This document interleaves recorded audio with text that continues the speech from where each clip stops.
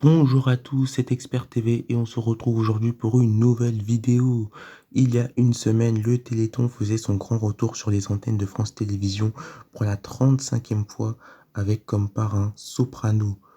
30 heures de direct comme d'habitude à partir de vendredi 18h40 sur France 2 jusqu'à dimanche minuit 40 sur France 2 avec quelques moments sur France 3 avec notamment une émission présentée par Samuel Etienne où il était avec des gamers, hein.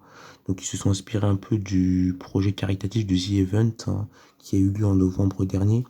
Alors l'émission avec Samuel Etienne c'était sur France 2, pas sur France 3. Et à l'issue de ce marathon télévisuel, grâce aux nombreux dons qu'ont fait les Français, le compteur final de l'édition 2021 du Téléthon s'élève à 73 622 019 euros. C'est énorme et c'est en nette hausse par rapport à l'année dernière où on avait récolté que 58,3 millions. Mais ça, c'est dû à la crise du Covid-19. Donc, les gens un peu en difficulté d'argent voulaient pas donner d'argent, quoi. Bon, après, ça se comprend. En revanche, par rapport à 2019, c'est en légère baisse, hein, où il n'y avait, donc, en 2019, il n'y avait pas encore cette histoire de Covid.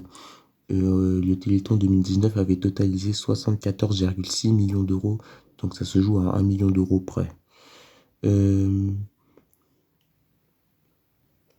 alors maintenant, je vais vous raconter un peu l'histoire de cette association, hein. Comment est-elle née, comment est-elle arrivée à la télé. On est en 1958 et beaucoup de parents étaient énervés contre l'ignorance de la médecine et de la science face aux maladies neuromusculaires qui touchent leurs enfants. Et Yolène de Kepler, pardon, qui était mère de 7 enfants, dont 4 atteints de la myopathie de Duchenne, a eu l'idée de fonder l'Association française pour la myopathie, donc l'AFM, et elle était la première présidente de l'AFM, hein. Et, et plusieurs parents décident de se lancer dans ce combat contre la myopathie. Et à sa petite échelle, cette association essaye de faire reconnaître ces maladies ignorées par les médecins. En 1986, un jeune chercheur découvre le gène responsable de la myopathie de Duchenne et cette annonce majeure pousse l'association à faire beaucoup plus de recherches contre ces maladies. Et pour ça, il faut de l'argent, beaucoup d'argent, énormément d'argent. Et donc, depuis 1987, France 2 décide d'en faire annuellement une émission qui dure 30 heures et c'est en direct.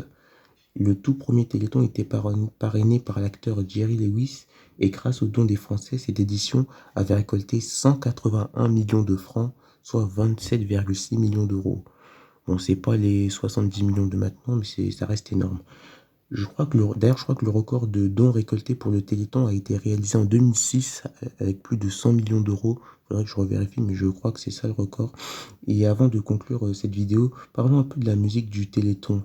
C'est la même musique depuis la toute première édition en 1987 et c'est Marc Goldfeder, hein, qui a composé plusieurs génériques d'émissions, qui a composé la musique du Téléthon.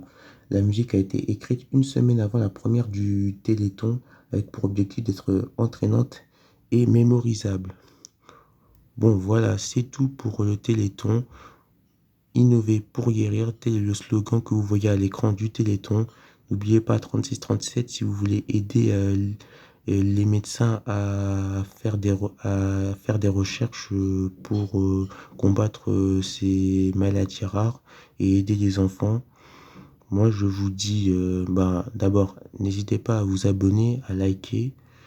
Et je vous dis à tout à l'heure ou pas parce que je vais essayer de faire une vidéo sur les Miss France. C'était hier soir sur TF1 et je vais essayer de vous faire une vidéo si j'ai le temps. Bref, allez, peut-être à tout à l'heure.